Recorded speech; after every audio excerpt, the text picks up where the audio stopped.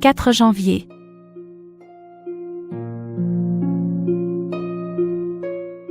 Une voie de lumière.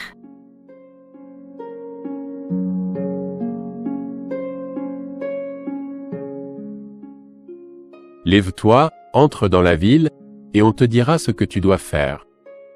Actes des Apôtres, chapitre 9, verset 6.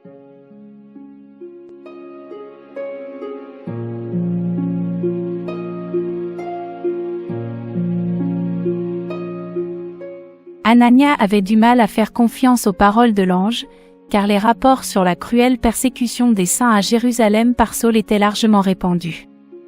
Il osa protester, « Seigneur, j'ai appris de plusieurs tout le mal que cet homme a fait à tes saints à Jérusalem, et il est ici avec une autorité des principaux sacrificateurs pour lier tous ceux qui invoquent ton nom. » Mais l'ordre était clair, « Va, car il est un vase d'élection, pour porter mon nom devant les nations, devant les rois, et devant les fils d'Israël. »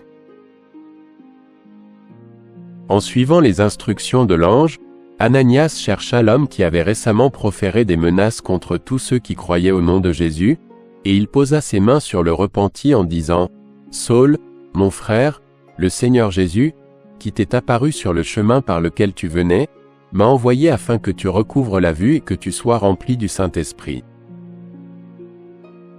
Ainsi, Jésus a confirmé l'autorité de son Église organisée et a associé Saul aux instruments qu'il avait établis sur terre. Christ avait maintenant une Église chargée d'être son représentant sur terre, sa mission était de guider le pécheur repentant sur le chemin de la vie. Beaucoup croient que la lumière et les expériences qu'ils ont eues sont exclusivement le résultat de l'intervention divine, indépendamment de la participation des enfants de Dieu sur terre. Jésus est l'ami des pécheurs, et son cœur est ému par leur douleur. Il a tout pouvoir dans les cieux et sur la terre, cependant, il respecte les moyens qu'il a établis pour notre illumination et notre rédemption. Il guide les pécheurs vers l'Église, qu'il a fait un canal de lumière pour le monde.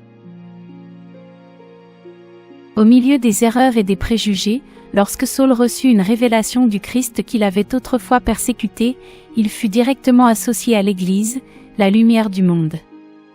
Dans ce cas, Anania représente le Christ et aussi les serviteurs du Christ sur terre, appelés à travailler en son nom. Au lieu de Christ, Anania toucha les yeux de Saul pour qu'il recouvre sa vue. Au nom de Christ, il lui imposa les mains, et, priant au nom de Christ, Saul reçut le Saint-Esprit. Tout cela se fait au nom et par l'autorité de Christ. Il en est la source, et l'Église en est le canal de communication. Ellen White, Actes des Apôtres, pages 121 à 122.